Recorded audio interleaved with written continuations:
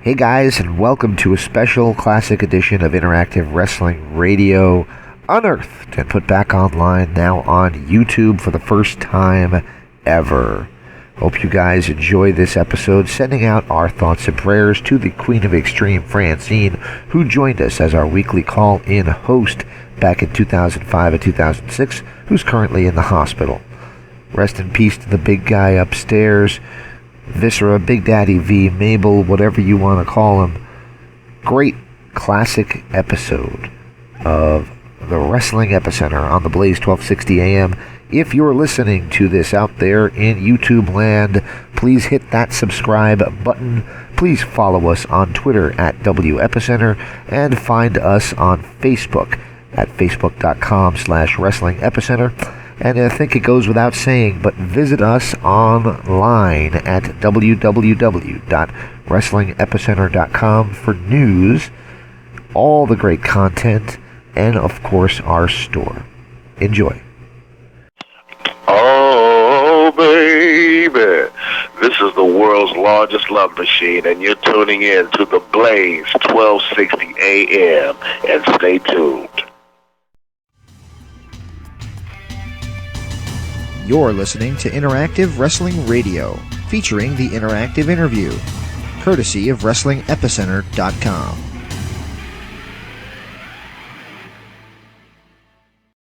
Welcome to the Blaze 1260 AM and the Wrestling Epicenter. We are jam-packed this week. We're going to be joined by WWE superstar Big Vis, the world's largest love machine, Viscera, as well as Greg the Hammer Valentine, who calls out Hulk Hogan. It's James Walsh, joined as always by Brendan Brooks. Buenos noches, señoritas y señores. English, por favor? Sorry.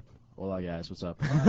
Still, hola would not be English. Close enough. It's Spanglish, man, which... That's good enough for me. And, of course, behind the glass is Ben Denya. I like to call it the box. That is the second multicultural, bilingual piece we have had in the last hour, in the last half hour, actually, on this station. And I'd like to say, kudos to diversity. Michael Crow, you are doing a good job, and that may be the only time you'll hear me say it. Building the frontier for a new American university. Arizona State University.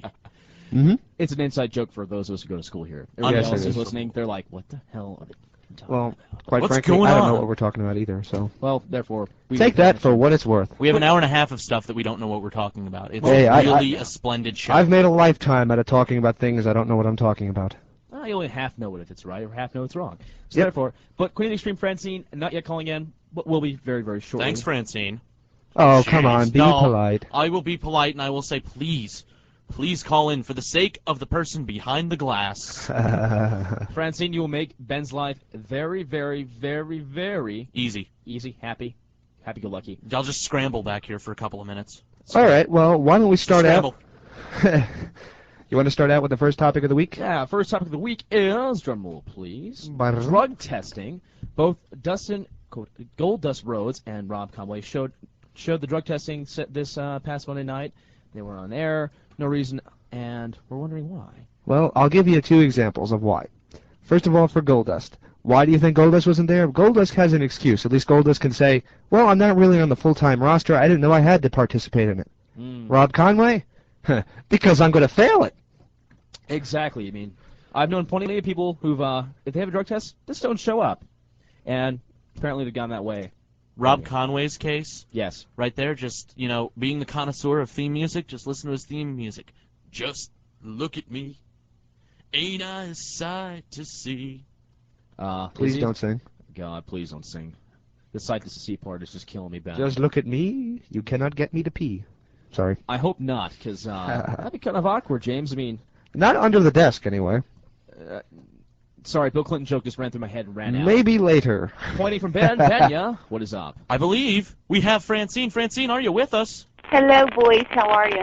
Fantastic, Francine. How about yourself? I'm wonderful. Thank you very much. Sweet. Sweet. How was your spring break? It was good. We, my lord, what did we do? We did, Magic Kingdom. We did Epcot. We did, MGM. What's the other one? Trifecta. Oh, Animal Kingdom. Wow, the Grand Slam of Yeah, we went everywhere. I went to 3 spring training baseball games. I went to the Orlando Magic basketball games.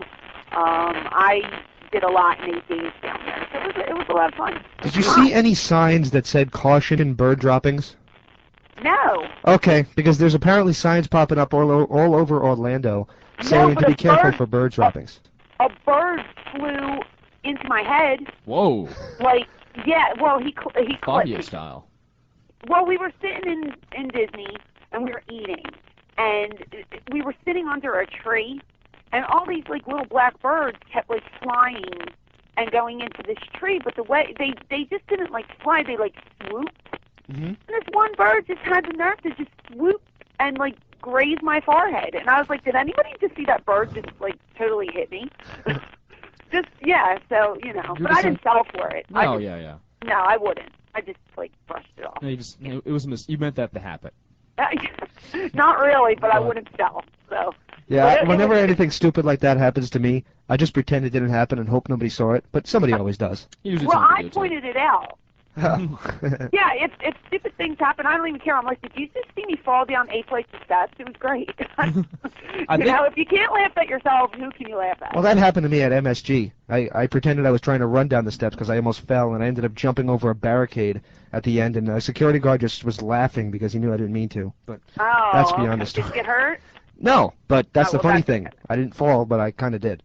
Right. Anyway, I'm sure Ben, who is our Disney enthusiast here, has some questions to ask you. Woo! Yeah, Okay. he has some questions to ask you. First off, I'd like to state of no importance, but I'm incredibly excited because I did just yesterday get informed that I got an internship at Walt Disney World over the summer. Woot. Oh, no way. What are you doing? Right now they're going to have me work in the food department, that's going to be wonderful. Cooking, Okay. as you know, these are the foods that I eat while I'm there. Now I'm going to be disgusted by making them every day. That's Exactly. great, but Exactly. hopefully I'm going to become a character. That's my Can you goal. get me? I want to be Cinderella. You want to be You're going to have to dye your hair. That's going to. I don't care. I'll wear a wig. You could be Or wear a Belle. wig. Yeah, you'd be a perfect Belle, to be honest. Yeah, you know what? They were saying Snow White. I don't think so. No, How high no. can you give Why? us the I'm Snow White? pure. You're pure. It's Who are not you? the purity. It's not the purity is not an issue, Francine. You have to be able to be in character. Can you get your voice high enough? Oh, I Sweet. don't know. That'd be wonderful. I can't. I'm do not it. really sure, but I have the Cinderella wave down because we went to all the parades and the my. fireworks, and Cinderella was being crowned the princess of Disneyland or Disney World or whatever it was, and it was. They had some beautiful. Just everything was just so intricate and beautiful. I loved it. I want to be Cinderella. We had dinner with her. We had dinner on Cinderella in the Magic Kingdom Castle thing, and then we had breakfast with all the characters. Wow. It was the best breakfast I've ever eaten in my life, and we did it 2 days in a row. The cholesterol level is just unbelievable right now. Now, was Buzz Lightyear at your breakfast? No, it was like. How about Winnie the Pooh? No, Winnie wasn't there. It was Mickey was there, Donald, Goofy, Pluto, and Chippendale and Minnie Mouse. None of the newer characters was really one of the traditional character breakfasts then. No, it was all old school. All right. Like A-listers, yeah. But the other people were like around the theme park, you know, doing the autograph things, and which I don't understand how they could do it in those costumes because it was like 1,000,000 degrees. And the costume itself is about 40 pounds, by the way. Oh my God, it's ridiculous. Imagine if you were, Beast or Sully. You're going to be the tallest, skinniest, lankiest person in the world by the end of the day, just covered in sweat. Let me ask you, Francine, though, what was your favorite ride at each? What was your favorite thing? I won't say ride because a lot of people have other things. I hated Epcot. Everyone hates Epcot. No one likes Epcot. Extremely boring. We went in and we went on one. I wouldn't even call it a ride because we watched a movie about China and they made us stand. Oh. And I was The so golden. tired. Oh man, the circle theater. Oh my God, I was getting nauseous and I needed to rest. And It's making you stand. That's terrible. It was because it was the wraparound theater, and then you get to lean on the bar. You know, they have those bars. The bar is for leaning, not for standing. Ooh. Yeah, but like the people I went with, they have 4 little boys, so I took 2 of the boys in with me, and they looked bored as all hell because I know I was, you know, and the movie was it was just bad. So I mean, we basically went there to eat at the Japanese restaurant because I wanted a sushi, so we went and we ate there. But I went on It used to be called the Runaway Train. Now it's called Thunder something. Thunder Big Mountain. Thunder Mountain Railroad. Thunder Mountain Railroad. I love it. Ah. I'm not a big roller coaster person, but this one I can handle the dip. Where was that at? Which? That would be at the That Magic was Kingdom in Magic Frontierland. Kingdom. Did you go on Space Mountain and was Ric Flair around? Well, no, Ric Flair was not there. Okay. I went on Space Mountain on the other time I went. I didn't go this time because I knew what it was. Oh, okay. The last time I didn't know what it was, and I was in complete darkness, screaming like an infant. So Oh, I love that though. That's my kind I of thing. decided to be. Well, you know what? I don't like roller coasters, and I don't like hills. Ah. So I guess Rock and Roller Coaster was out of the question. Yeah, that didn't happen. I can handle that Thunder Mountain Railroad thing because I went on the teacup. The teacups. Yeah, but I wouldn't spin it too quickly because that was just going to make me. Now, Francine, I don't want to alarm you, What? but you brought it up. And again, being the Disney connoisseur, I find it interesting that Big Thunder Mountain Railroad is the one that you can handle. Yeah. Because here's the thing, in Disneyland, it has a body count. You know what? Somebody said that they died.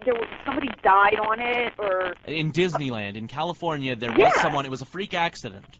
And I know what happened was there's a lift hill where you go up, and the front car, the actual runaway train part, it like popped off the rail, got caught on the roof, and the guy sitting in the front car just got kind of gradually pushed into it and crashed. oh, God forbid, that's horrible. Yeah, Oof. that's the only death that's happened on it, but people claim to get hurt on it all the time. They milk it. There's news reporters out there every time it happens bringing up, oh, well, this is also the ride that killed someone. That's what they told me. That's what the people told me down there, and I was like, but I love this ride, and I went on it twice. Exactly. Okay. I don't know. I liked it, but we did that. We did this. I liked the safari in the Animal Kingdom part. That was my favorite part, going around and seeing all the animals and stuff on that. Yeah, last time I was there, they were just building that, so it's been a Yeah, while it's for me. pretty cool because the animals are like right in front of your face. So Kilimanjaro safaris. Are they real animals or like animatronic? no, That's for real real. animals, The yeah. Oh, fake really? ones are in the Magic Kingdom. They have the safari that you go on, but they're all Jungle like Cruise. fake animals. Mm-hmm. This one was real because it's Animal Kingdom, so the creatures can literally walk up to your car. But I mean, they're barricaded in, but they're out there. So if they can leave, I mean, they can kill you. Interesting. Well, Francine, It was fine. I loved it. sweet. I'm glad you had a good spring break.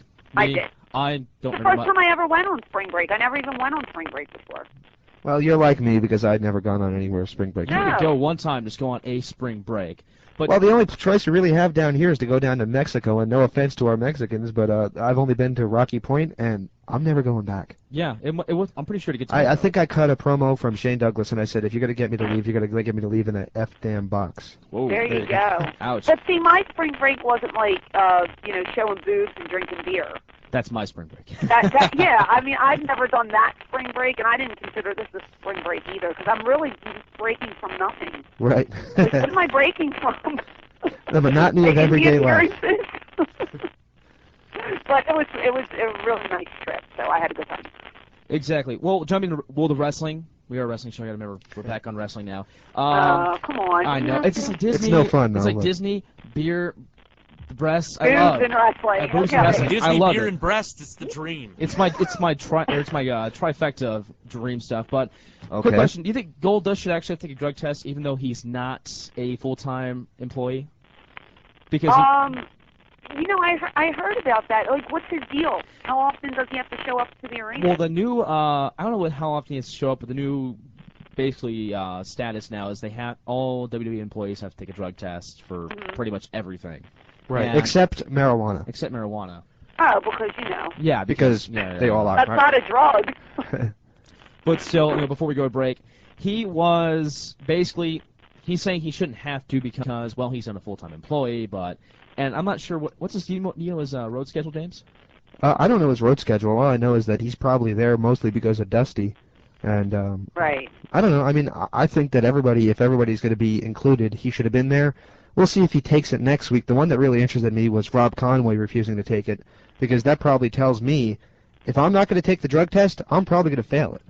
Right. So, Well, are they going to be like penalized or anything if they refuse? Are they fined? I don't know. I mean, think they're just denied entrance into working that day. It's basically well, that's what we're waiting to find out, yeah, really. it's kind of up in the air, but I know for a fact that, if they are guilty, then... Like Rob Conway is a vital part. Yeah. You know what I would have done? I mean, I'm not a drug user. I don't take drugs, but Right. if I worked for that company, the day that they said they were doing drug testing, if I was a drug user, I would stop because my job's way more important than getting high. Exactly. So, Right. That's what you have to think about. Okay. Well, right now we're taking a break, Francine. Do you want to stick around for another segment or two?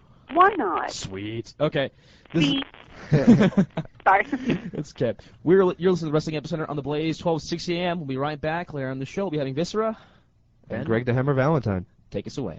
Stand back! There's a hurricane coming through!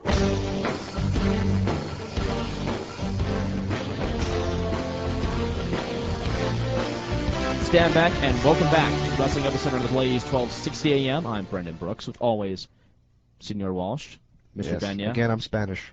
Yes, you are. I'm in a Spanish mode right now. Yes, and you of are. course, the one and only, the Queen of Extreme, Francine.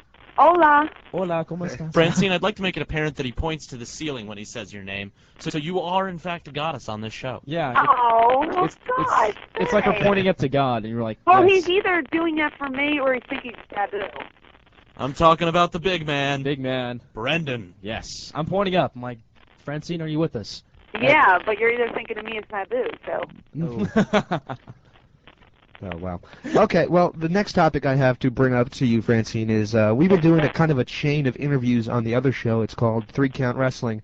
And we've been kind of interviewing some of the females of wrestling. And the question we've been asking them all, and we just did Natalie Neidhart, who's the daughter of Jim the Anvil Neidhart today. We've mentioned it to her, we're going to ask it to you. What do you think of the idea of an all-female wrestling promotion being taken more seriously? Not to say that WOW isn't, but a more clean wrestling company, I guess you would say? mean WEW. WEW. What did I say? Yeah. Wow. WOW. Oh, that's right. WEW. That's good. Yeah, there's a difference there. There's a big difference there, yes. Yeah. Okay, so your question is? My question is, what do you think of the idea of starting up an all-women's wrestling promotion? Do you think it could work in America, or do you think that Americans are more apt to just see cat fights? I think the majority of males do like the cat fight, but I think there is a really big fan base for women's wrestling. I know there's a company I heard of called Shimmer. Shimmer, yeah, I heard a lot about that. Yeah, and a couple of my friends actually work for that company, and they're trying to just make it legit female wrestling and stuff. So I do think there's a fan base for it. Will it, go as far as monthly pay-per-views and stuff like that? I'm not sure about all that, but I think as, an indie company running once a month, they can draw. Mm-hmm. And they eventually, I think maybe if they have the right storylines and stuff, they can push it to pay-per-view. But I know with the WEW pay-per-views, a big draw is the TNA part of it. Yes, absolutely. And it's hard to sell, female wrestling without the TNA part. So, It's kind of unfortunate. it is unfortunate because a lot of those girls are super talented. They work their butts off, and I mean they deserve all the accolades as the men do. But unfortunately, they're not going to get it. So. I mean, I'm not really a huge fan of women's wrestling because they always take the TNA route, and it's really like, okay, guys, if I wanted to really see that, I go online and see it, or I could see it somewhere else. Mm-hmm. I mean, could they actually do a more athletic approach to women's wrestling? I mean, some really, really awesome high spots. I mean, something that's not just like, bra and panties match, 57. Right.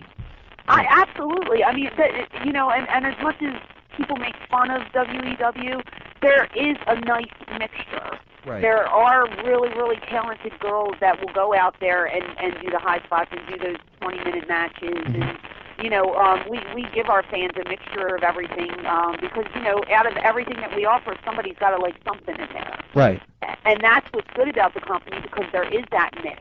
Right. Now you have to be a die-hard women's wrestling fan just to, watch the wrestling for pure wrestling. A lot of males, unfortunately, don't see it like that, and they want the bra and panty matches, or they want a girl to strut around in a bikini or something like that. But that's the hard part, is that we've kind of become adapt to seeing that. For example, WWE just announced this week that they're going to have 2 women's matches at WrestleMania, and one of them is actually a wrestling match, and one of them is going to be a bra and panties match. Right. And quite frankly, I think that we've just kind of become accustomed to, oh, women, they can't wrestle.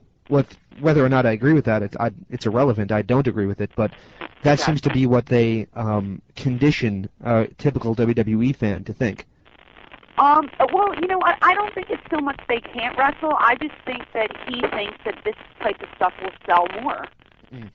You know, if you put the TNA twist into it, who does? I mean, if you're, a guy between the ages of 18 and 85, and you're a wrestling fan, and your favorite diva is, let's say, Tori Wilson, would you object to seeing her running around in her bra and panties? Of course not. But I wouldn't pay attention to the match the entire time. I'd probably go run and get a beer.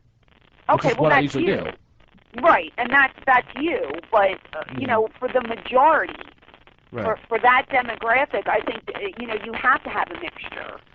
And you know, as much as you might be tired of the bra and panty matches, I mean, they are a sell to a lot of people. So I'm sure they are. I think that they hit their rock bottom with that about 3 years ago when they introduced, what was it called? Hot Lesbian Action, something like that. HLA. Yeah. HLA. Yeah. Yeah, I think they hit the bottom of that. But my idea was, and I'm not trying to kiss up here, but I thought ECW had it right, where they had some of you female performers like yourself and somebody that I won't name because I know you don't like her, and they had you guys do the right thing. But in my opinion, you guys rolled around the ring, and us perverts got to see something, and we got happy for that. Right. Well, you know what? I went to Paul after I got out of wrestling school. I actually went to Paul, and I said to him, what do you think about actually wrestling matches? Because I'm trained to work. And this is 12 years ago, mind you. Right. And, do you think I'm going to have to wrestle more? What do you think I'm going to have to do? And his response was he did not think that women's wrestling sold. Mm-hmm. He wanted to do the cat fights and stuff like that, and the people reacted to it more. And, I mean, we did our one-on-one matches and stuff, but he was never really big on just straight women's wrestling matches. Mm-hmm. Mm-hmm. The perverted fans that came to see ECW every time there was a cat fight, they blew the roof off the place. Oh, I mean, Joey Styles made a catchphrase out of cat fight. Oh my God! I mean, it's a really ridiculous concept if you think about it, but guys liked it. What if? Let me interject here because I've been listening and I've been trying to formulate a third opinion. What if a combination of both is the answer? Now, let me give you an idea. I maintain that the best women's wrestling match I've ever seen, here's, in my infinite wisdom, just going to throw out a random date, but it was the Survivor Series 2002. Most notably remembered for Scott Steiner in the Garden and the Elimination Chamber. By the way, stay tuned. We could have some news on Scott Steiner coming up in the next couple weeks. That would be a good thing. Yes. He called me the other day, and I got to tell you, that guy is intimidating. He asked me a question, and every answer I gave him, he said, "Oh, really?" And it's like, just the way he said it just made me stop. Yeah, I stopped in my boots and I'm like, yeah. He's like, are you making you second guess what you're thinking, right? Yeah, and then he asked me, are you reputable? And my response was, well, I don't think we suck. And I'm not sure if that was a good or bad response. No, you should have been like, damn right we're reputable. Wow. Back to sorry point. about that. Good tangent. Well, it was funny. Good tangent. Best women's match I've ever seen is the hardcore women's match between Trish Stratus and Victoria. It mixed in the gritty fighting style and, of course, weapons, yes, and I know that would take a strain on the body, but it mixed in that gritty fighting style of the cat fight with actual women's wrestling. Right. Now, this was Trish Stratus and Victoria, who I maintain are the two best women's wrestlers in the WWE, and at least over the last decade have been, other than, I don't want to include China in that, really. Right. I don't know if that's fair. Yeah. But if you look at them in women's wrestling, the best one since Medusa, Trish Stratus may be the best women's wrestler of all time. That's arguable. And it is arguable. That match signifies exactly what the women's wrestling should be. Entertaining with a good level of actual wrestling and a good level of, stupidity, to be honest. That's why the cat fights were great. Because it was intense. You got involved in the moment. Yet at the same time, hey, chicks are ripping each other's clothes Right. off. Right. That's awesome. Oh, right. Giggity, giggity. Oh, giggity, giggity. Well, you know what? We tried to make it as real as possible. You know, when you're rolling around in there, and you know, like I said, I think it served the purpose. I love the women that wrestle. I think they do a wonderful job, but I'm a big fan of the manager. I've said that a million times over. Just for storyline purposes, I think they add so much more to the match. You know, I've wrestled and I've managed. I enjoy managing way more than wrestling a full match. But that's just me. And like I said, I give props to all these girls that work every weekend and go out there and tear up their bodies. God bless them. Right. You know, but I found my niche, and I know what I can do, and I know what I need to do to sell myself. Right. And I don't have to kill myself because I've learned what needs to be done and how I can, you know, do it and get a response and not have to jump off a ladder or stuff like that. But I mean, God bless them. There's girls that feel comfortable doing that week in and week out, and there is a market for it.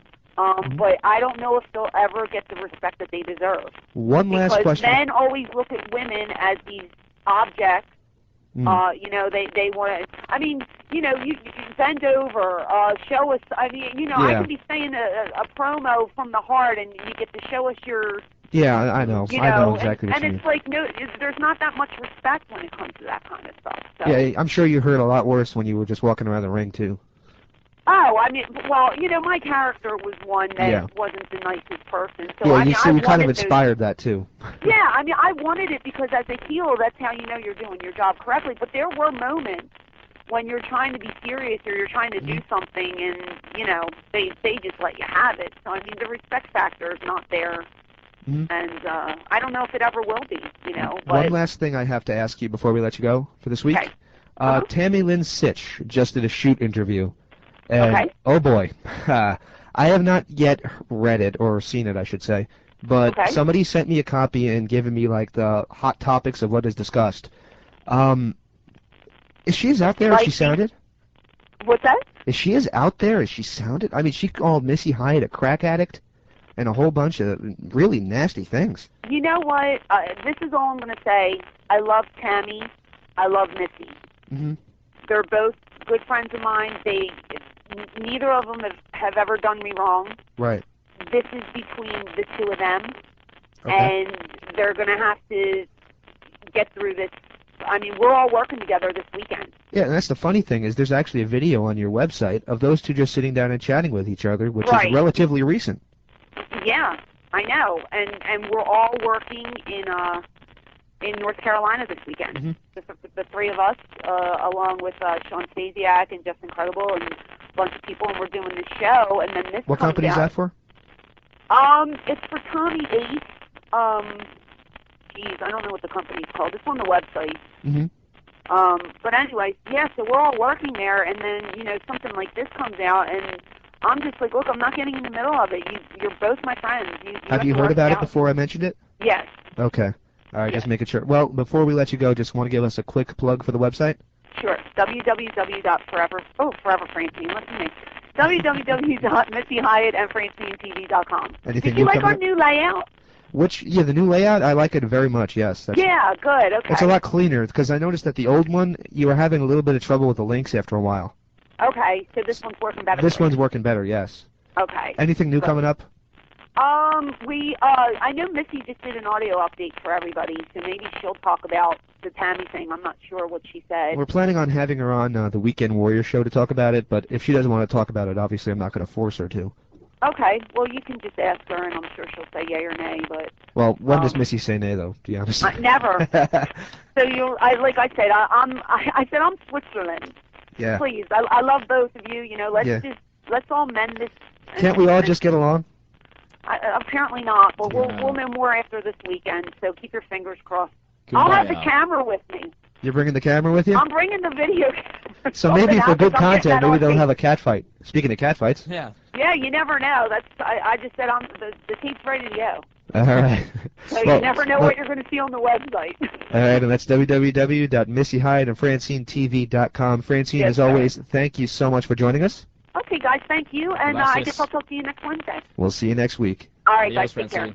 All right, that was the Queen of Extreme, Francine, on the Blaze 1260 AM and the Wrestling Epicenter. We'll be back in just a moment with Big Vis, the world's largest love machine, Viscera, only on the Blaze 1260 AM.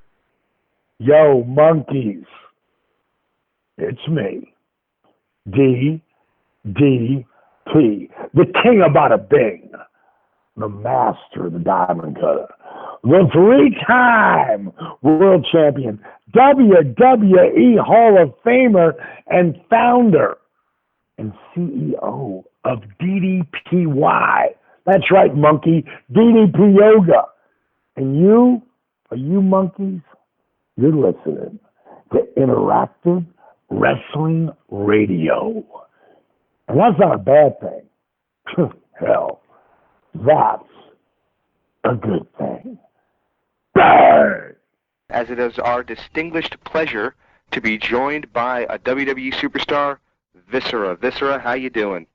I'm doing great. How are you today? I'm doing really well. It's great to have you on the phone. Great to be here. All right. Well, we kind of do our show a little bit differently. We kind of do kind of a more chronological order. So while we know that you are the world's largest love machine, we will get to those questions in just a few minutes. But if you mind, we can start from the beginning. Okay. All right. You debuted in the WWE with the Gimmick Men on a Mission as Mabel. What was it like in the pre-Attitude Era days? It was a lot more wholesome time.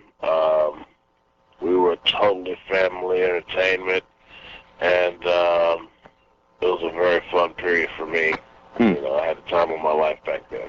What do you think of the differences now that it's more, I don't want to say adult, but definitely more geared towards teenagers?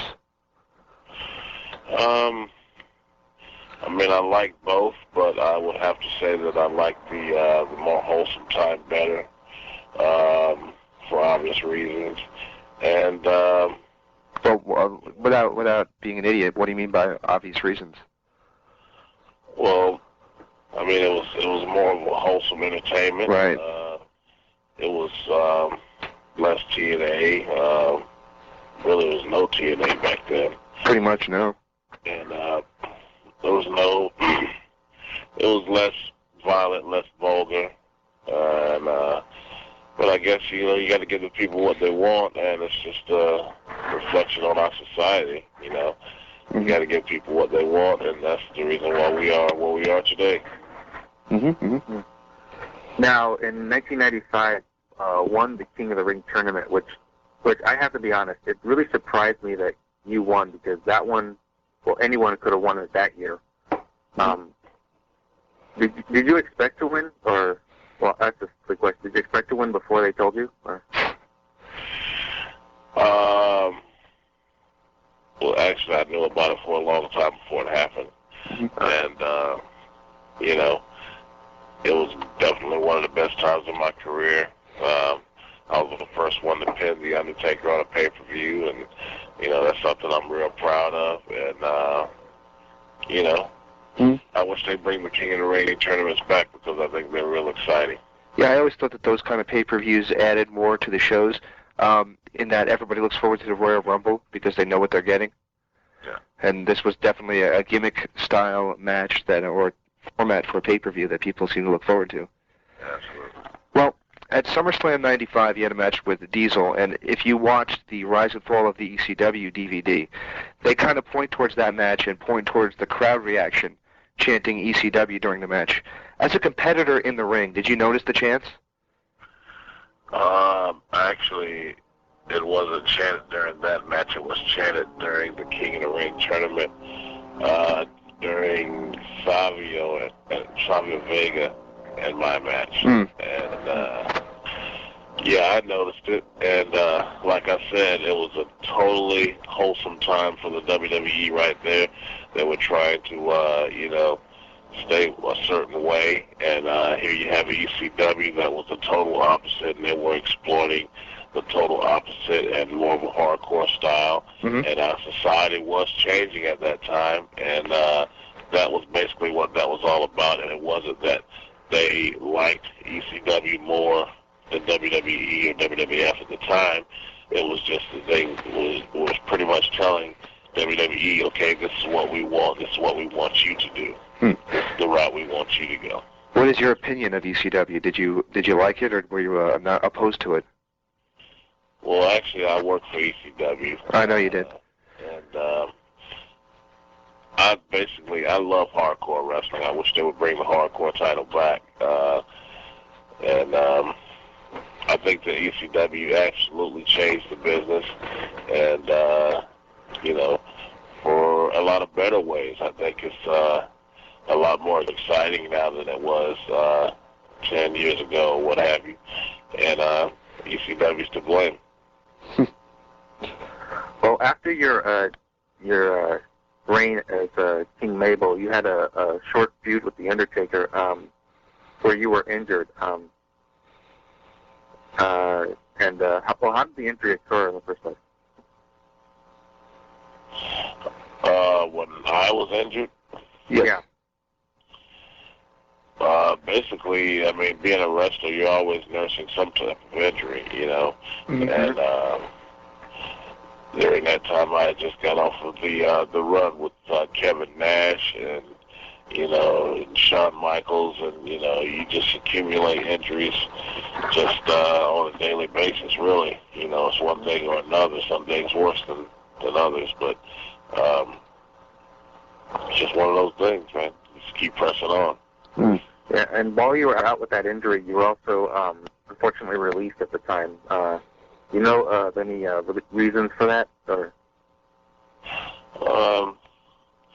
Basically, it's just, you run the gamut. I mean, there's certain guys that are there to be there for the long run, and then there's certain guys that are there for certain periods, and then you have to take time off and come back. And basically, at that time, I was ready to take some time off, and it was really a mutual agreement type of a thing. When you came back and donned the Viscera character after a couple of weeks of being Mabel once again, when you came back and you saw the differences, I believe Vince Russo was writing TV, and it had become more Crash-style TV. Did you initially like the idea, or there was an opinion over time that you didn't like it as much? You know what? I was so excited because I just noticed that it was so much different from the new generation era, and it was much more cutting edge, and I was excited to be working with the Undertaker and the Ministry of Darkness, and I was really excited about that, and it was a whole lot of fun for me. After your release from WWE, you made some appearances, a couple of them, for a company that's starting to make a little bit of noise called NWA TNA. You were only down there a couple of weeks, but what did you think of what you saw? Well, TNA has a lot of potential. It has grown a lot since I worked for them a couple of weeks. But, a lot of times, man, it's the politics of the whole thing that is what is holding a company back, and I believe that is the case with TNA. I think if they would move towards more of what the fans want and less the political route, that they would actually become legitimate competition for WWE. But that's yet to be seen. Are you guys up in the WWE locker rooms aware of them? Oh, absolutely. You guys don't view them as competition yet, though, do you? No, they're not competition yet. Give them a little time, It's just a matter of time. If they keep going the route that they're going, But WWE will always be number one. It's always has been number one, and always will be, in my opinion. Well, I absolutely agree with that. And the fact shows, Vince McMahon in the ring with Eric Bischoff once upon a time said to Eric, "There's a reason you're the GM of Raw and I'm not the GM of Nitro." Exactly. I thought that was very funny. All right, well, of course you came back to WWE. You're there right now. Tell us a little bit about what brought you back.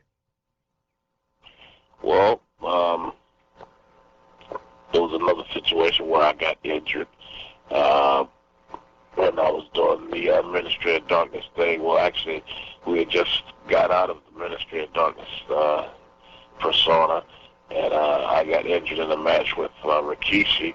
He gave me a Samoan drop, and something went wrong, and we both landed on my shoulder. Oof. So that took a long time to recover, and subsequently I was released again, and I started touring military bases in the States and around the world, and I got a call from Johnny Ace, and he said that they were pretty much putting me on the call, so, just be on the lookout. We may call you for something, and a year later, I did get a call, and it was about the JBL Undertaker feud, and they wanted to bring back me and Gangrel, who were working together on these military tours on the Independence, and that went very well.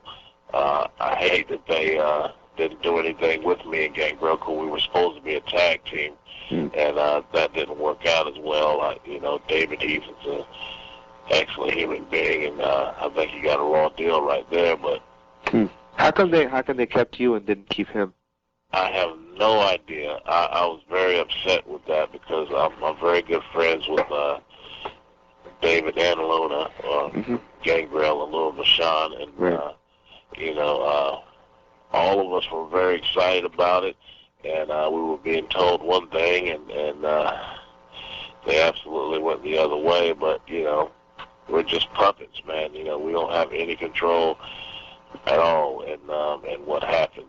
All we can do is do our job, and that's that. Interesting. Now, of all the gimmicks you've had over the years, Mabel, King Mabel, Viscera, and your current one, the world's largest love machine, which one is closest to who you really are? Wow, man. I don't know. I think I'm a little bit of each one of those characters, to be honest with you. Take a little bit from each one of those characters, and that would probably be me. But I don't know. I guess the most fun character would have to be the Love Machine, and I think the second most fun would be the Men on a Mission, and then King Mabel. I mean, I love all those characters, and I could do either one of them again. I would love one day to be King Mabel again, but who knows? Who knows what the future holds? It's interesting you say that, because at the Royal Rumble, Joey Styles made the call because you wore your blue, I guess, outfit, and he said, I seem to remember you wearing those colors once before. So everybody was thinking maybe they're foreshadowing that you might be Mabel once again. Well, I mean, when I did the deal with Trish Stratus, where Kane was going after her, and she got me to protect her, so to speak. Yeah. And we were at Madison Square Garden. I was attacking Kane, and the people were saying, go Mabel, go. So it's embedded in a lot of people's minds, and people still remember it and love the King Mabel character for some reason. And I love to see it come back at some point, but right now, man, this Love Machine character, man, I'm telling you, especially in other countries, man, people are really loving it, and in the United States, people are loving it, and it's really a character that they had to pump the brakes on, because it was just blowing up too fast, and that's just how the business goes. Sometimes you're not supposed to outshine certain people, so they have to pump the brakes on you. And for anybody wondering, well, what happened to Lilian and all this and that, it's right. Because it was too hot, too fast, too soon. Huh. And that's how it goes. Well, that does suck, doesn't it? Yeah, it does. But that's just the business. It's we're like a football team. We all play our positions, and we do what we must do. So, regardless, though, it must be pretty sweet to be in angles with such beautiful women as Lilian and Trish. Absolutely, and I had a whole lot of fun doing it, and it really came easily to me to do it. Some people acted as if they were surprised that it went as well that it did, but it didn't surprise me at all because, I mean, it's just one of those things with me. I mean, when I was King Mabel, I was always known as a good talker, and being the Love Machine, it just added another element in there where I could really spice things up. And, I mean, that character can really go all the way. I mean, it's just up to the audience if they want that to happen or not. Right. When you talk about crowd reactions, a lot of people were surprised that the crowd pretty much cheered you no matter what you did. I mean, you left Lilian to go with the Ho Train, and for some reason that kept you a babyface, even though in other times it would have been a heel action. Well, absolutely. I mean, I thought before it happened, when they were saying that they wanted me to do that, I was totally against it. I said, that's going to make me a total heel, to do that to Lilian, but I was told that it would make me a bigger babyface, and it really did. The only thing that I didn't like about the whole situation is from that point they pumped the brakes on the whole situation when that was the launching pad to really take it to the next level. And that's a political thing, and I don't cry over spilt milk. I'm happy to be a part of the world's largest professional wrestling company, and I'm established, and anytime that they want to spark that character up again, I think the fans would eat it right up again like they did last time. I mean, Lilian and I got a 5.2 on the Nielsen ratings whenever I broke up the pillow fight, and I sang to her. And that was hysterical too, by the way. Yes, and I mean, so 5.2 on the Nielsen ratings is like off the charts, and I think it was the highest rated segment in the past 3 or 4 years of TV with that company. So, I mean, that's huge. Yeah. That's huge. So, I mean, if that explains anything to anybody. It certainly does. Well, before we let you off the phone, do you mind if we just give you a couple little things to tie up loose ends, basically just asking a name, and if you have a story to go along with the name, that's cool. If you have a one-word answer for the name, that's cool too. Word association, let's do it. That is exactly what we call them. All right, first name on the list is Kevin Nash, a.k.a. Diesel. Kevin Nash, I would have to say that he's an awesome human being, very funny, and I'd like to see him come back someday. Mm-hmm. How about your Men on a Mission tag partner, Mo? Mo, I regret that the company didn't want to keep us together. We started together. We started from wrestling school together, and I know that he would love to be by my side now, and I just want to say publicly that, I apologize for the way that the business did Men on a Mission. Where's he at now? Mo actually is a truck driver now. He's doing very well, and he's moved on from wrestling. But, wrestling is like a shot of heroin. Once you get one shot, it's in your blood forever, and you got to have your fix, Mm-hmm. How about, I guess, the vocal one of your group, Oscar? Oscar.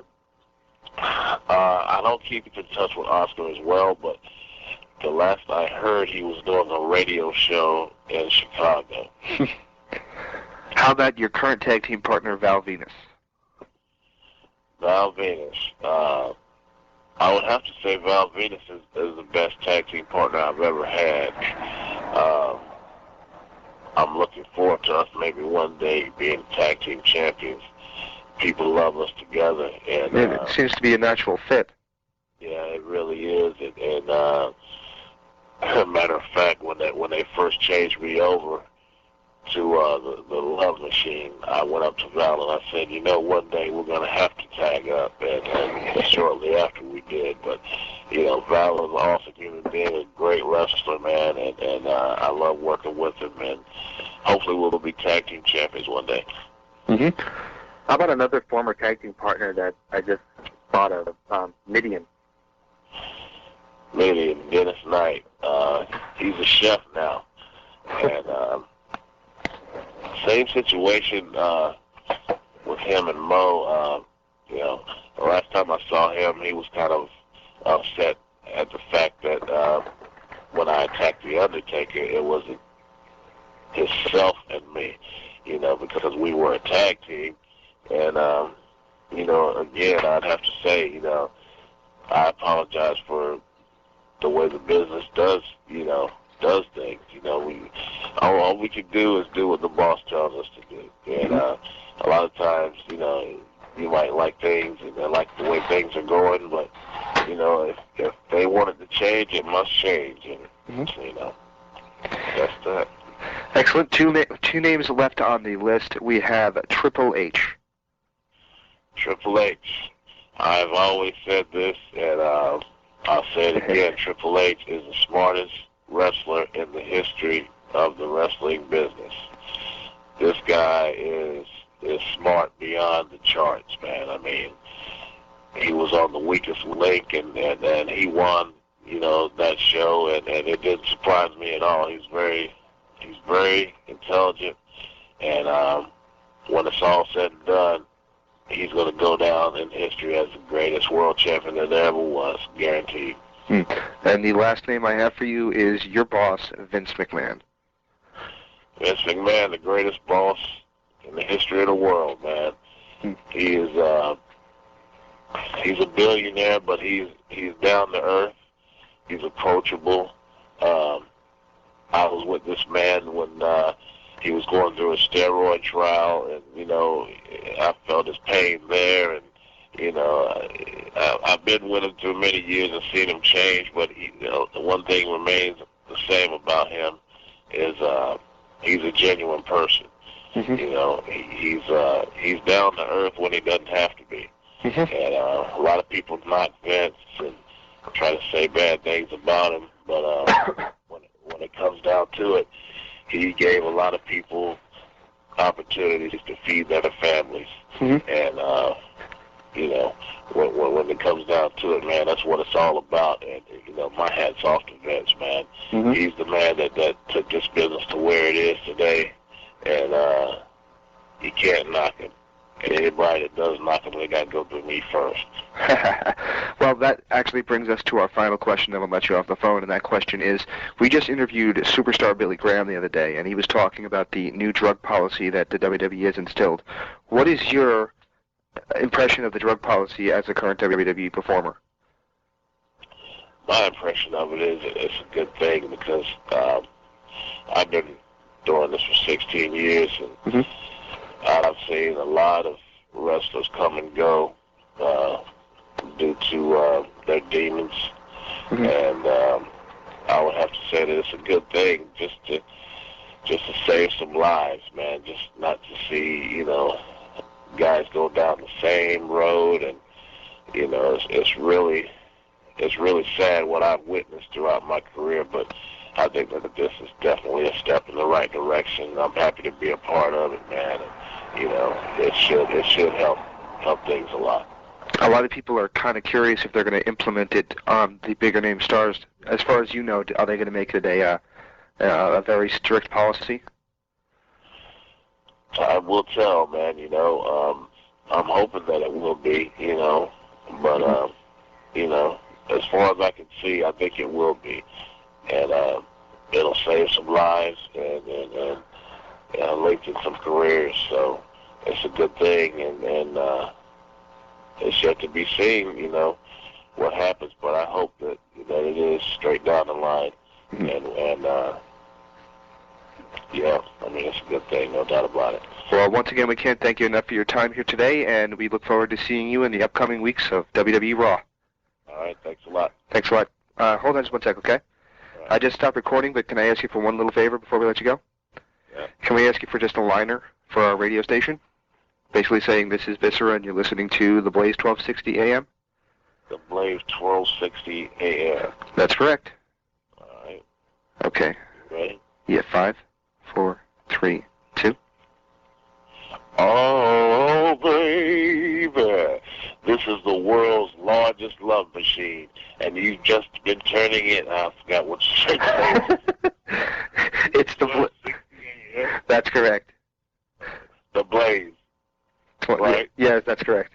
1260 a.m. Okay, Yep. I'm doing it again. 5. That's okay. 5, 4, 3, 2. Oh, baby. This is the world's largest love machine, and you're tuning in to The Blaze, 1260 a.m. And stay tuned. Hey, this is Batista, World Heavyweight Champion, and you're listening to Blaze, 1260 a.m. Too hot for TV was Lilian Garcia and the Big Vis. What do you guys think of what he had to say? You know, he kind of hit the mark on certain things on how upper management will tend to kind of keep these mid-card guys in the mid-level. I mean, even if his little gimmick, the Love Master, Love Machine, it's only going to be for a little while, and it's only going to pop up for a little bit, they still got to keep him down so they don't outshine anybody else. Because frankly, a gimmick that's similar to his is with the Boogeyman, where it's kind of cheesy, kind of corny, but entertaining.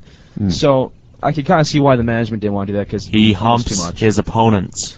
That's why it's hilarious. He humps. Yes, he does. He humped Matt Hardy. Yeah. And I was confused as to whether or not Hardy or Vis was playing the heel or face. Because the crowd, who used to kind of pop when Rico would ride his opponent around in the ring, just a little bit out there. During the Rumble Too much match, for you? Well, here's my thing. It was during the Rumble, so, of course, overthinking. I naturally assume, well, Matt Hardy may be in a very uncomfortable position, but he's not going to get thrown out next. Oh. Because they're going to have to pull a 400-pound love machine off the top of him. I think they didn't want to get too many Brokeback references in there. I'm surprised they didn't ride that success. I mean, given what they have done recently... It's surprising they didn't throw the I can't quit you or, whatever other reference they can throw in there. But right now, guys, we're taking a quick break. You're listening to the Wrestling Epicenter on the Blaze, 1260 a.m. Remain seated, please. Permanecer sentados, por favor. Hi, I'm Brendan Brooks, and I'm one of the new hosts of the Wrestling Epicenter. It's my job to give you the expert opinion and advice in the world of wrestling. Join me, James Walsh, Ben Venya, and of course, the Queen of Extreme, Francine. So join us every Wednesday nights, 8:30 to 10 o'clock, only on the Blaze, 1260 a.m. So what you gonna do when Hulk Hogan in Blaze-a-Mania runs wild on you? This is Big Brother Big Paul, host of the For Lovers Only show. If you enjoy artists such as Parliament, Freddie Jackson,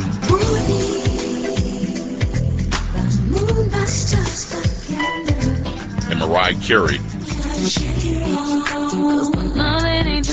then please join me every Friday morning from 10 to 12 noon for the best in your R&B listening pleasure. Don't you think it's time for a change? So keep your dial locked right here to the Blaze, 1260 AM. Hi, this is Sandrowski here at 1260 AM KSC The Blaze in Tempe, Arizona. If you enjoy this jazz song, be sure and listen to the Flip Side of Jazz every Friday from 12 to 2 p.m. Have a nice day. Here comes the money. Here we go. Money talk. Here comes the money.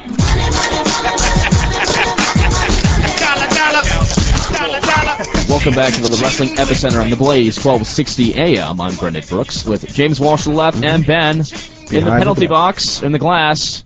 Behind the glass. Behind the glass. We were just discussing the Big V interview, some of the politics in the back. I like the sound of that because it makes it sound like he's like in a soundproof booth. It is almost bulletproof. Yeah. Ben, would you consider yourself bulletproof? Are you listening? No. No? No, not at all? I'm bulletproof. There's a door right here. Yeah. People can kill if they want to. However, good news. Yes. Or bad, depending on the show's history. On the line right now. Gee, you wonder who's on the line. Patrick, are you with us? Yes. How you doing? Patrick, how's it going, man? Doing good. How y'all doing? His new nickname, by the way, on the forums is the Green Meanie. The Green Meanie? What? Yes. What did you do to earn that honor? St. Patrick's Look Day. at the pictures. Look at the pictures. You two are very happy on St. Patrick's Day. I can feel this.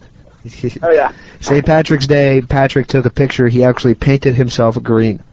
Wow. Yeah. I'm on Facebook, too, if anybody wants to Facebook me. So. How many drinks were you into that? I mean, just... None. None. Wow, that's pure... Granted that the FCC is listening to us, Patrick, what is your last name? Kelly. Kelly, okay. I will Facebook you then, Patrick. Patrick Kelly, yes. Wonderful. So anyway, K-E-L-L-E-Y. What was that? K-E-L... K-L. Key? K-E-L-L-E-Y. I can't speak. I'm done. Yeah. That very unpopular letter called key. Sorry. Damn it. So, Patrick, what's your thoughts on the Big V, the Love Machine? I just listened to the interview, thought it was pretty good. Yeah, it was a very interesting interview. I'm not sure if we would just woke him up, or if he's playing his character of being that half-sleepy lover guy. That might actually be who he is. Which is frightening. Which means he's like very white? At least he's not singing about booty girl. Well, no, it's not, but as a matter of fact, in the promo, he does sing, though. In the promo he cuts for the Blaze 1260 AM, he goes, "Oh, baby." So great. Wow. Where is that? Can I find that somewhere right now? No, you don't have it on you right now. No, because he has it on his little tape. Well, actually, if you look at the end of the third track, if you want to sit there and put it on audition and try. I'm on it.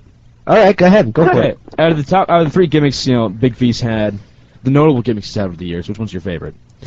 The notable gimmick matches? Yeah, well, his notable gimmicks he's had, he's like... Oh, yeah. Viscera... like a Spanish man. I liked Men on a Mission. Men on a Mission? Patrick? In the sky? I like the world's largest love machine. I thought that was hysterical when they were actually pushing it. I'm all about hip-hop, so let's go with the mob. The mom. Men on a Mission. The mom. Sure, whatever. Hey, he won King of the Ring with the ridiculous purple hammer pant outfit. Anyone who could do that and still be a Banff about it, for you Dane Cook fans out there, I will give him props. Where was that? Banff, which is bad, expletive deleted, mother, expletive deleted. You get the idea. Okay. Exactly. I gotcha. So, hey, did you get a chance to check Saturday night's main event? Yes, I did. What'd you think? It was better than I thought it was going to be, but, That's not saying much, is it? Yeah, 3 matches in 2 hours. Wow.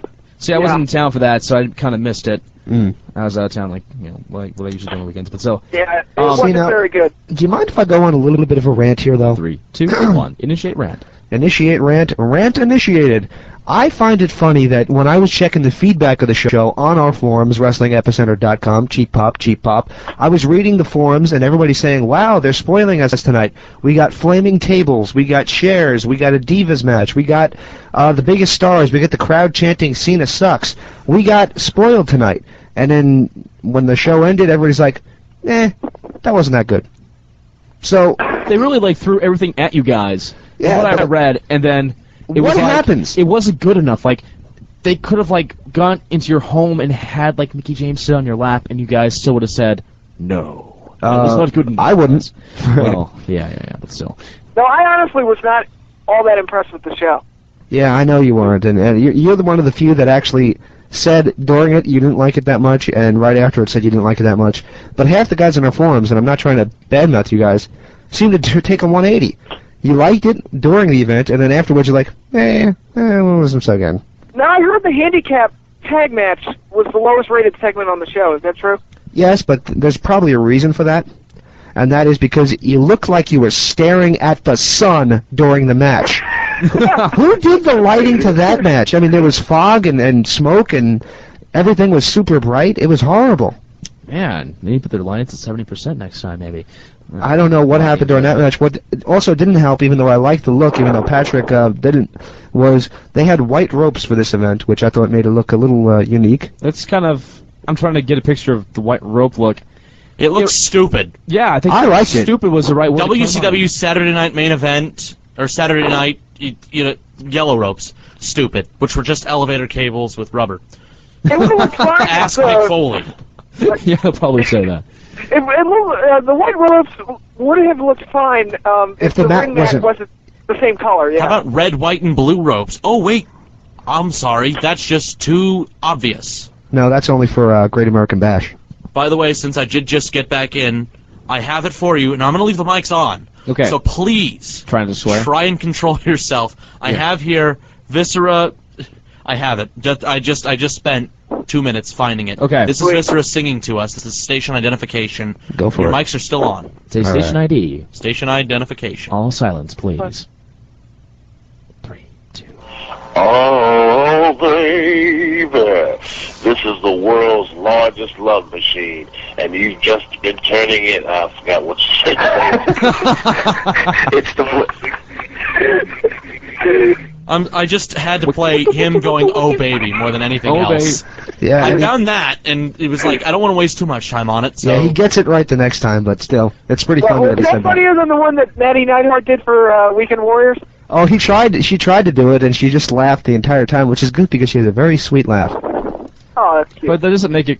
Well, I guess she wasn't doing the station ID, so. She was doing it for the Weekend Warrior show. Because I screwed up and I had Andy Douglas say for the wrong show, and I'm an idiot. I'm sorry about that, Patrick, by the way. That was partially my fault, too, because I wasn't paying attention. I was too busy snacking in the refrigerator. I put the phone down, and I didn't even...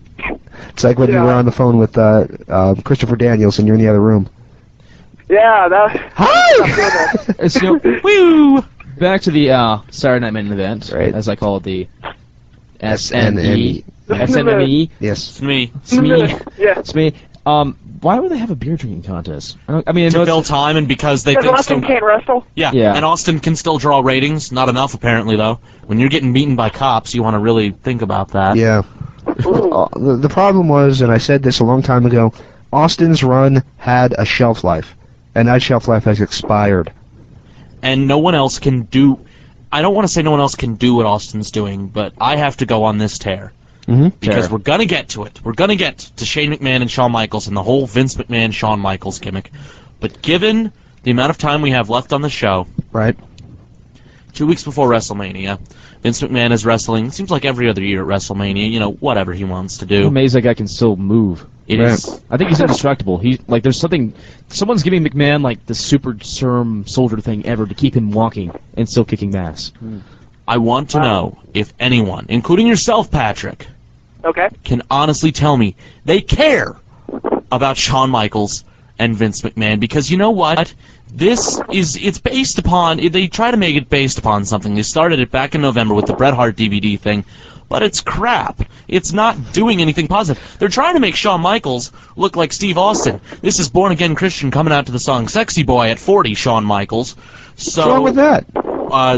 Do I have to tell you? The fans won't allow them to change it. I gotta say, 40 is the new 20. Receding hairline, okay? There's what's wrong with that. There's nothing wrong with that's what he's known for, whatever. A receding hairline? Well, no offense, but he's had hair issues in the past, too. Yes. Like when Bret Hart ripped half his hair off. That's pretty much true. Yeah. Well, you want to know how much I care about this feud? Go ahead. I actually... I watched Raw this week, but I skipped the opening segment and I skipped the main event. Oh, I just turned my TV off. I don't care. Speaking of Raw, thank you. You brought up another great point. I'm starting to gain a little bit more respect for John Cena because you know what? He's trying to work through a bad situation. Very much like when The Rock won the Intercontinental title. This is obviously the world title, though, when he first won it as Rocky Maivia, and the fans just said, screw you, we don't like you. He turned that into something better. Cena is trying to work through it. And if I'm going to buy a ticket to see Raw, not to see SmackDown, if I'm buying a ticket to see Raw right now, I want to see John Cena because he's the world champion and he's the biggest face draw. And, you know, I'm going to get into it and have fun with the whole Cena stuff and all that kind of crap. I got to tell you what, I wouldn't buy a ticket to go see Cena. That's if I was buying a ticket. Well, and that has that's the problem, though. A lot of people aren't. Exactly. The problem with Cena is the little kids like him, the teenage girls like him, the adult males hate him. Yeah, not so much. Well, then here's that term, youth movement. Yeah. If they're going to make a youth movement, and I understand that there's probably a dark match after every Raw, or just like after every house, you know, just to send the fans home happy. If my main event on Raw, the entire night is billing Cena, and then Cena is pulled out on something, do you understand how many times I had to explain to people who actually had some wrestling basis why Cena was disqualified for the closed fist thing? And they're like, well, he just hit him with a closed fist. Well, the stupid thing about that no announcer called was as soon as the match restarted... Triple H. Yeah, they started throwing punches. And Triple H took like 20 seconds in front of the camera in slow motion to make sure that you noticed he was using a closed fist. And to their credit, Jerry Lawler didn't pick up on it, Coach didn't pick up on it, Joey Styles didn't pick up on it. That's kind of where Jim Ross maybe missed. Yeah. In all honesty. How good was Jim Ross on Saturday night's main event? It was good to hear his voice again. He was one of the spots. He was one of the bright spots, absolutely. And Ross is the last of, I don't want to say a dying breed, but when it truly is dying, it is a dying breed. I mean, you know, you go back before Ross, Vince McMahon was not the greatest commentator in the world. If you go with a guy who knew every little thing about the wrestlers, but at the same time was always the face announcer, that was always Gordon Soley? on the side of righteousness. Gordon Soley is the man. Yes. And Ross is the last we're going to see in that breed, because even Joey Styles isn't. Styles is still counterculture. Taz is sort of trying to put that, and so is Michael Cole, but they're offsetting for the new generation, not for the old school type of Jim Ross. And that's kind of the problem. I didn't mind McMahon as a wrestler. In fact, as an announcer. The wrestler is kind of a different story, but as an announcer, he kind of brought like this heightened sense of like urgency to every one of the matches. And I guess from all the sound clips they replay from like past WrestleManias, it just makes it seem like more of a spectacle when he was announcing. 1, 2, and he got him. No, he didn't. Have you ever heard the commentary he did when Santa Claus first debuted? Yes, man. That is with the funniest thing Vega. I've ever heard. Oh, no. Why is Santa Claus turning on him? I don't understand this. Oh, This is man. heartbreaking. McMahon has had some I great thankfully moments. skipped a lot of that new generation stuff. Don't forget about, I believe it was the funeral parlor, where Undertaker and Flair and all of them attack Hogan, and then they think they attacked McMahon as well. And, like, they hit him with a, and, you know, McMahon was down, and he had to pretend like he was dead for the longest time. Some of the calls he's made and some of the things he's done, and then, you know, until years later, Bret Hart spits in his face, and all of a sudden he's a character again. Just, they started parodying it after a while, and making it known that McMahon was over the top. Like, he got him, no he didn't, oh my god. But that's why he was a good announcer, because he was over the freaking top. He just reminded me of like announcers for NHL Tonight on ESPN when it was still on. Barry Melrose, or Bill Clement, and Gary Thorne were the two biggest ESPN guys. Gary Thorne, like, he would announce a game. Thorne would get that voice He would get that voice, and all of a sudden, like, oh my god, and a save by Wah. Thorne now announces New York Yankees baseball, which is a weird transition. Oh man, that's boring. If you think about it being the Yankees, though, works well. It does, yeah, it works well, but, you know, in light of that, though... I'm tired of people putting down things that are over the top.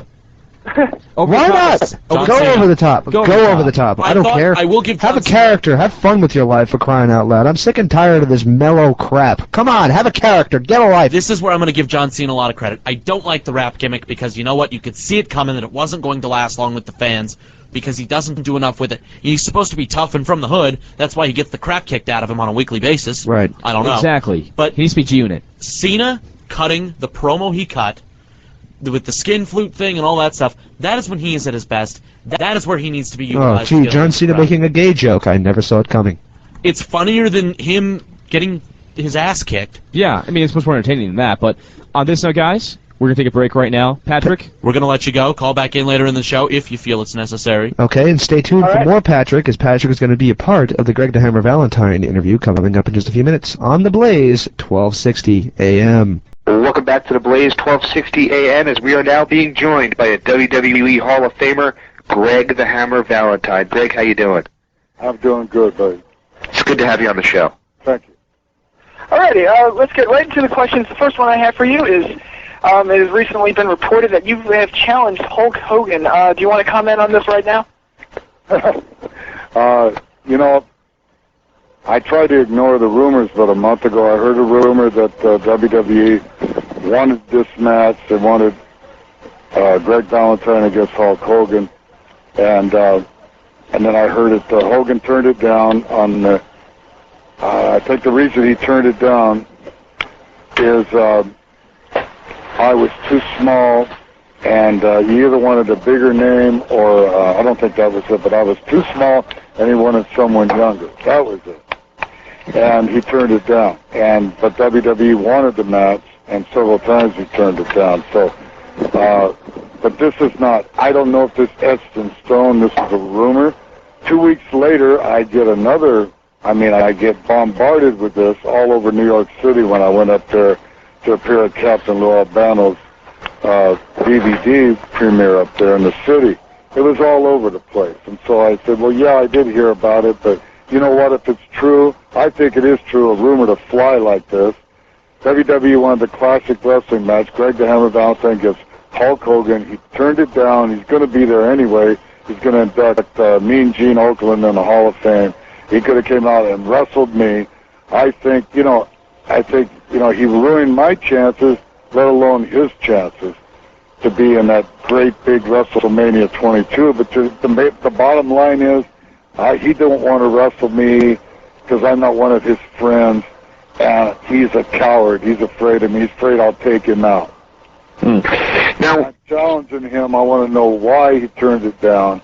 I want to know exactly, rather than the rumor. But I don't think it's just a rumor. I think it's the real thing. I think the WWE, because I have good relations with them. I just talked to the WWE.com people. They're always asking me questions about this and that, the other thing. So I have a good relationship. I went in there and worked a show with them, and they said they wanted me back to come back and wrestle.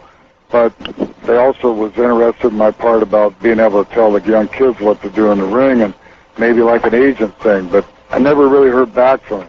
So I believe this rumor's for true because they still want me to wrestle some. And this classic wrestling match would have been great. 25 years later, who's in the greatest shape? I mean, I know he's in great shape. So what's wrong, Hogan? I'm the better wrestler. Everybody knows that. He's the showman, He's Mr. Showman. No doubt that he is very strong. When I wrestled him in Madison Square Garden, I kicked his head in a couple times. I was always a stiff wrestler, and I always laid him in, and he didn't like that. He picked me up and threw me clean across the ring. I remember that, so I know how strong he is. Those muscles aren't just pumped up with air. So, I know he's a dangerous man. I'm calling him on. Hey, I'm 50-some years old, and so is he. Yeah. I think, he put me down by saying that I was too small, number one. Number two, that I was too old. Because I'm in better shape. I'm the better old man than he is as far as a wrestler. And I've got more guts than he does, too. So maybe following his daughter around and hanging out with his wife and his daughter, he doesn't want to get in the ring anymore because he wants to hang behind a woman's skirt, that's fine. Wow. So how do you answer... Yeah. How do you answer some of the critics that when they heard this news that you were calling out Hogan, that say that you're just doing this to get some attention around yourself? Sure, why not? I didn't start the rumor. You know what? I don't really, if I hear something like that, you could tell them this for that. This is the reason why I'm doing it, because when I first heard it, even if it was true, I didn't care about it. But when I had all the people in New York jamming me about it and saying, hey, they'd like to see the match, and he did you a raw deal, it got me going, got my blood pumping. And so now it's not just, maybe nothing will ever come of it, but I'm just letting you know how I feel about it, that I felt that, I could have had a great payday at WrestleMania 22, number one, because he don't need the money. I certainly do, and I'm not going to be bashful about saying it. But I can live without it too. But this would have been the ultimate. And being that I always thought he was my friend, but now I know he isn't because he turned that down. We could have had a beautiful match. It's just, hey, if I'm trying to call attention to myself, I already got enough attention. I'm in the Hall of Fame. I'm all over the DVDs and stuff, and WWE has actually helped revitalize my career. So it's not a prank.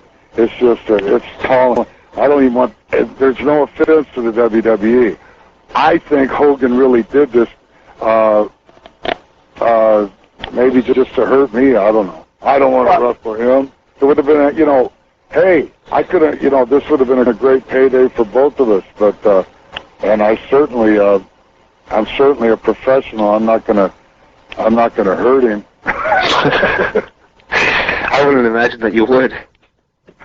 I mean, I could break his leg and rip that fake hip of his out. I'm not even sure that's true. I heard he had some surgery, so maybe he doesn't want to wrestle, That was Greg the Hammer Valentine here on the Blaze, 1260 AM. And I got to tell you something, guys. Listening to this guy, at least he's honest about it, which Savage never was. Greg wants it for the attention and for the money. At least he's man enough to admit it. Yeah, at least he has something going on. I cut off Benya, yay. I hate you. Here's the thing. Yeah. Since I just pirated Muhammad Hassan's theme music. Right. I'm going to bring it in because the thing is that his theme music interrupts people when they're speaking. I already told you this earlier, Brendan. If I find you boring, I'm just going to hit his music. Right. I'm going to do it. That's going to be the new consistency for you, is I'm just going to hit his music. Okay. Just to make me It's angry. like a gong or a buzzer. But Don't do that to Francine. That's pissed her before. Oh, I'm not going to do that. Or he will piss on you. Oh, that's enough of that. With flowers. Stop it. Now, Greg the Hammer Valentine deserves it. This man is a very good wrestler, one of the best of his generation in wrestling. One of the best of the best generation, in my money. Oh, yeah. Yeah. I mean, in you my want mind, to talk anyway. about a guy who, Intercontinental Champion, former tag team champion with Brutus the Barber Beefcake, he's a member of the Dream Team, never was champion with Honky Tonk Man, because most of the time he was feuding with the Bushwhackers, who He were talks also about never that. champions. He talks about that extension, and he says that as soon as they hired the Road Warriors, they got fired. Yep. Ouch. Great. Dyeing the hair jet black and having Diamond Dallas Page drive you to the ring at WrestleMania He talks about that 6. too. It's very good. It's very good. And you want to hear the whole interview, just check it out at the Weekend Warriors of Wrestling this weekend.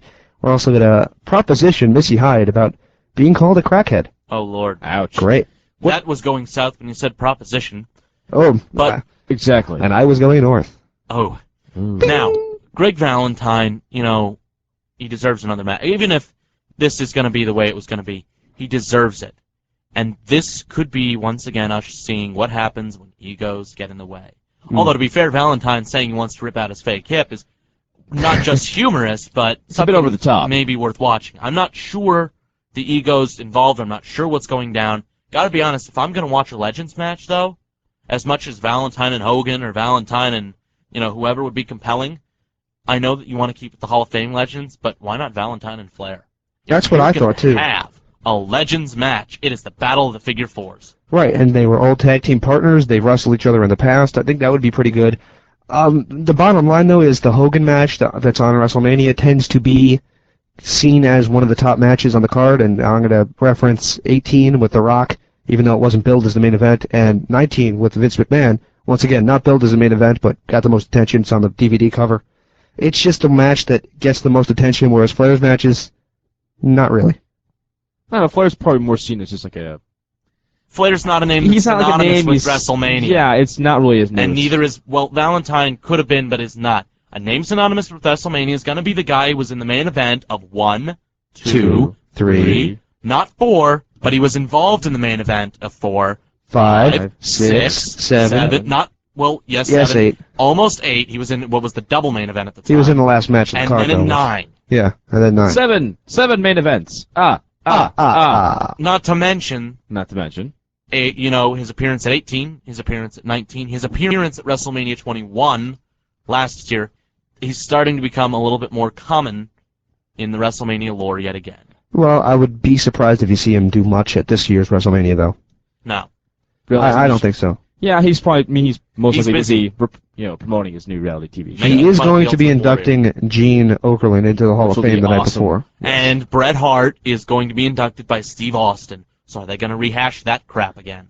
I hope Excuse me, not. but I'm sorry, Hogan and Austin's not really as compelling as it sounds because Hogan can still go with a guy who's willing to job to him. Yeah. Who's going to do Austin the job in can't- that? I would never hire Steve Austin to do a feud again, and here's why.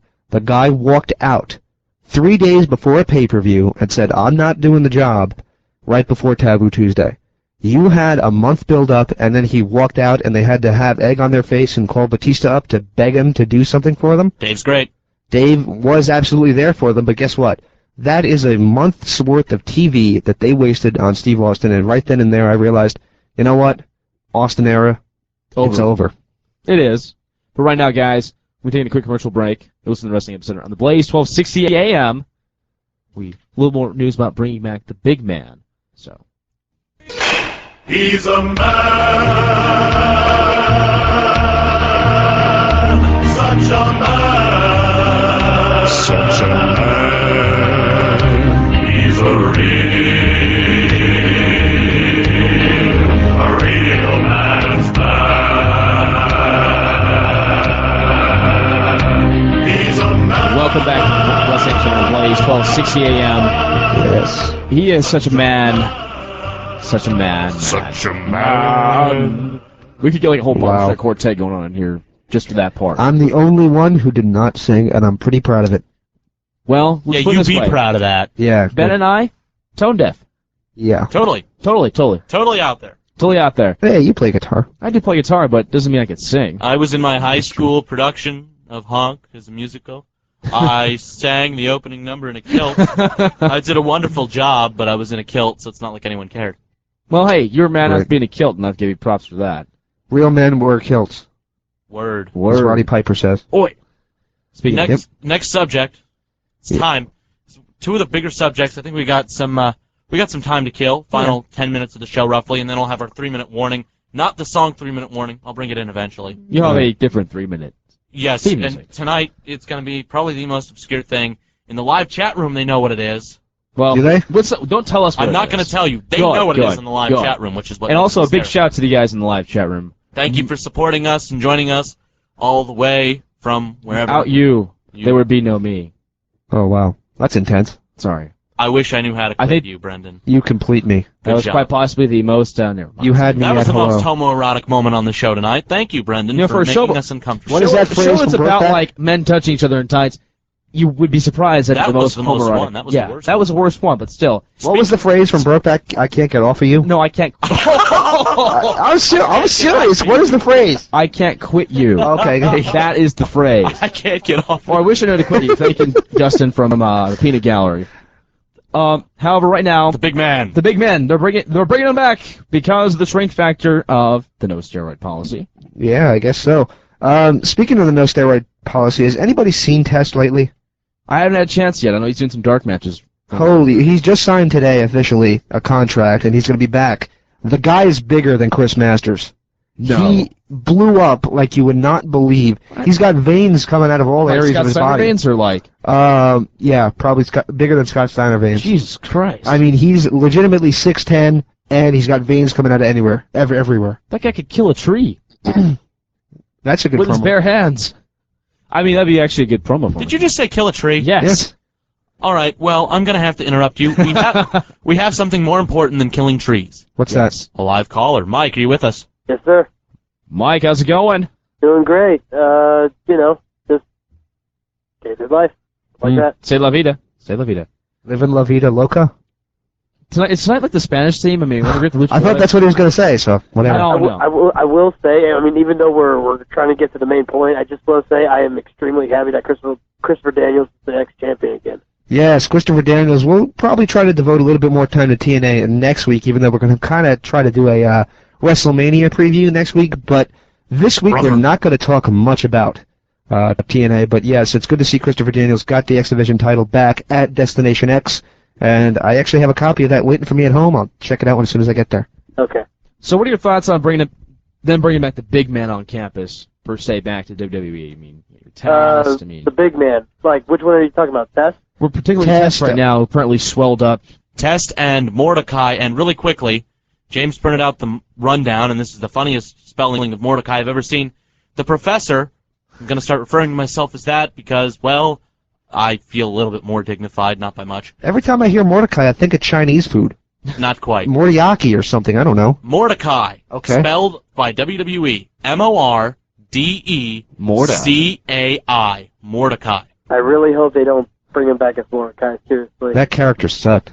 That character existed. I watched the promos. I never saw him wrestle. He did. He wrestled Scotty 2 Hotty, and he looked like Jeff Jarrett if Jeff Jarrett were buried underground for 10 years and then just suddenly woke up. Wow. Why don't they just bring him back as 7? I mean, he had Jeff Jarrett's long hair. He wore just about Jeff Jarrett's Double J tights. He just looked abysmal. Here's an idea. But he was pale. Bring him back as 7. Yeah. Have him team with a guy who used to be known as, I believe it was Travis Bane. Now he's Tyson Tomko. Mm-hmm. Weren't they the Disciples of Sin, an unstoppable tag team in OVW? Wouldn't they be a good challenge for the tag team title? Oh, wait, that's right. The tag team titles don't exist. I'll shut up. Yeah. Well, M&M is actually a good tag team. It's a shame there's not enough guys to work with them. I really want them to like get Val Venus and Viscera to become a tag team. The V squared, maybe? Yeah. Because they're both like lovers type way, and they can. Great. That was and really good. And they're both basically like late '90s old school. Yeah. Like, because like I mean, like those guys like they're there longer than almost any other wrestler in there, and they're basically stuck at Sunday Night Heat. And when they do get to Raw, they just lose. Yeah, pretty much. So if they could do it to Hurricane and Rosa, they should do it to them. Yeah. Now, let me turn this around and ask you, Mike. Yeah. They're bringing back the big men. The rumor of Test and Mordecai, and of course Oh. they were going to bring up Giant Singh. Now they're going to leave him down in OVW for a little while. Good. I suppose this is the big tall man as opposed to the big fat man. Yeah. Because, ironically enough, WWE.com has had their little sidebar posted, and one article was Gregory Helms returning from, his rehab from the broken nose. Article right above it. WWE has come to the terms of the release of Rosie. Right. Two men going opposite ways. I mean, I really like the guy. That dude can actually do a moonsault on the second ring apron. And they rehired Jamal. Weren't they going to bring in 3-minute warning again? I was kind of looking forward to that because I actually like 3-minute warning. Yeah, they were planning on doing it, and they just didn't do it. I don't know why they didn't. I mean, it was all set in stone. They were even going to have Bischoff manage them, which made no sense to me, but that was the plan initially. They're morons. And it didn't happen. But Bischoff's writing a WCW book, which I can't wait to come out, because that means I get to interview him. Exactly. Here's what I think. I mean, I'm not trying to spoil anything or anything, but I think they should put Chuck Palumbo and Test as a tag team. Maybe that'll work something That's out. another big man they brought back. Chuck Palumbo's been signed to a contract. I always liked him. He was actually a pretty decent wrestler. I liked him in FBI. Oh, yeah. And he's got some of the best punchers in the business. Yeah, actually. He also knows how to take to be honest, for a big guy, he knows how to take a bump and sell it. Mm-hmm. Palumbo's best work in WWE is unfortunately always going to be remembered with Billy Gunn. Yeah. And that really is unfortunate because he is an excellent wrestler. His best match was actually because he actually went one-on-one against Brock Lesnar. And that was his best singles match. Oh, yeah. By I just far. don't get it why they didn't push him after that match. They don't think he has a... Look at Shelton Benjamin. No If you want to talk about pushing somebody... With no... We can't... Apparently, he needed a gimmick. And He does need a gimmick. He really does need a gimmick, does Shelton. And I could tell you, having been at WWE live events, the guy got no pop. The guy just got no pop, and I felt bad for him because he was out there killing himself. He got a pop when he beat Triple H. They didn't do anything with him after that. Yeah. 3 times he beat the dude, and they did nothing. Well, he was one of the most successful Intercontinental champions. That's a fact. And they do, and then they fade him out for a year and expect the fans to remember. Yeah. You can't build someone and then break it down. I was actually compelled to watch Carlito and Chris Masters until they tore that down. Now they're trying to build it back up again, and I really don't care. It's like... I have a feeling somebody's going to screw somebody at Mania, and that could be interesting. Like Carlito or Masters? Or Yeah. You know who I that'd be think's going to interesting. screw somebody at WrestleMania? Masters? No, I'm going to go totally away from that. Shane McMahon is going to screw Vince McMahon. And we have another freaking McMahon feud like we have every other 4 years. Well, every of other 2 course. years. Well, let me ask you... Why not? I mean, hey, that's what I wanted to say. 5 minutes ago, you're telling me that you don't care, and now you're doing dream booking on it. Well, look at it. I'm not doing dream booking on it. I don't think it's a stupid... I think it's a dumb idea because here's the biggest problem with this rivalry and with that. I'm telling you, Shane McMahon's going to turn on Vince. I just want to say another guy that I'm also happy to welcome back, even though they probably treat him like crap. After 2 weeks on being on SmackDown, I think I'm kind of glad Shannon Moore's going to be back. Yeah. Prince of Punk, though, I got to tell you, I'm glad that I'm never going to have to hear an ICP theme song on TNA again. Oh God. You heard it? Oh man. Well, thankfully they turned it down really low, but man, I'm just glad I don't have to hear that anymore. Yeah, Kiss ripped us off 30 years before we thought of it. I actually think, this is probably a long shot, but I think that he and Matt Hardy might actually win the title, the tag titles. It'd be good, and I actually think that seeing those guys go at it, and if you know the backstory, Shannon, the Hardys, and Joey Mercury, Joey Matthews, as he used to be known, actually trained together back in a company called Omega. Yeah. So they go way back, and they'd have some great matches together. One last question before we let you go, Mike. How's the career going? The career? Yeah. Oh well, I'm not training at a wrestling school right now. Mm-hmm. I'm doing high school right now. I'm trying to finish my high school, and I've been going Tuesdays and Thursdays to Golden West College over at Garden Grove, Mm-hmm. and I'm gonna plan on playing football over there. Hopefully, I'll get to university after that. If not, I'll just graduate to JC College and head over to PWG. Cool, man. Well, that'd be a best good of luck idea. to you. We'll let you go right now. Thank you for calling in. Thank you, sir. Keep on trucking. All right. Bye. That was Mike here on the Blaze 1260 AM. 2 seconds, guys. I've got to let you know. 3, you are at your 3-minute warning. 1, initiate. I have no idea what this is. What the bejesus? Say hello to the little remembered Reverend Devon. Oh, Reverend Devon. Oh, boy. Oh, man. I This can't is kind of groovy. It is. You know, actually, I'm kind of digging it, yeah. Kind of old school. I kind of like 3 it. minutes. Let me get back to the McMahon point. You know why people hated the invasion? Why? Because it sucked?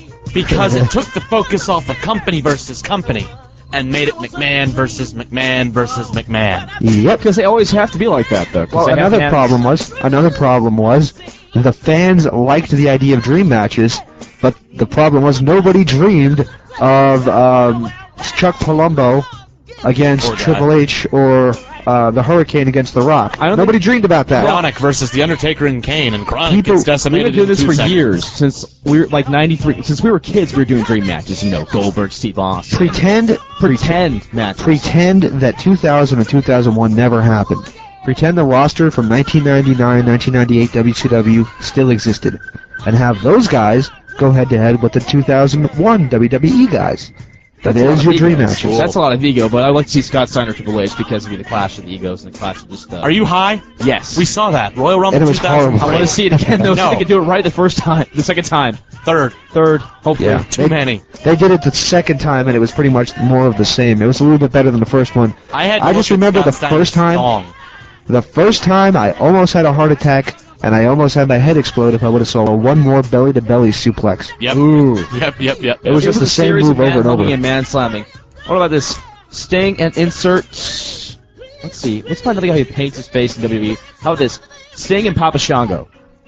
You're an idiot. That'd be hilarious. That'd be interesting. Sting would crush him. No, it'd If be you were to great, pick though. an opponent for Sting, it would be The Undertaker. The Undertaker? That'd be interesting. Given the characters at the time, Sting's the guy who hangs out in the rafters and is creepy. The Undertaker's the guy who is creepy.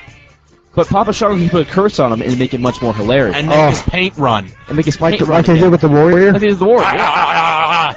Here's him. I've been watching the Warrior DVD. Sting can wrestle better than the Warrior can, so therefore it might be. What was he saying in that one promo where he goes, ah? What the hell was he saying? You can feel it, dude! You can feel it! Yeah, It's that was- funny because Jericho starts out that piece by saying, you know, he's got a lot of intensity, and then they cut to the clip of Warrior. and it's... That was such a petty. That was just such a petty DVD. But I'll tell you what, for comic value, pick it up. It's worth buying. It's worth But buying. still, it's very petty on their part. It is. 20 seconds, guys. Take 20 us home. seconds. Well, James, it's been good. All right. Welcome back, but this is Brenda Brooks saying adios. All right, and if I can plug something real quick, the rest of the Greg the Hammer Valentine interview will be available at WrestlingEpicenter.com, as well as the interview I conducted today with Miss Natalie Neidhart, the daughter of Greg the Hammer Jim the Anvil Neidhart. Yes, indeed. And that is all for us here at the Blaze 1260 AM and the Wrestling Epicenter. Stay tuned. Teal is We're up gonna next. be with Tool. Tool, not Tool. You go ahead and take it. I can't talk tonight. Teal is up next, followed by the Peanut Gallery from 10:45 to midnight. There This you is go. Wrestling Epicenter saying so long. See you next week.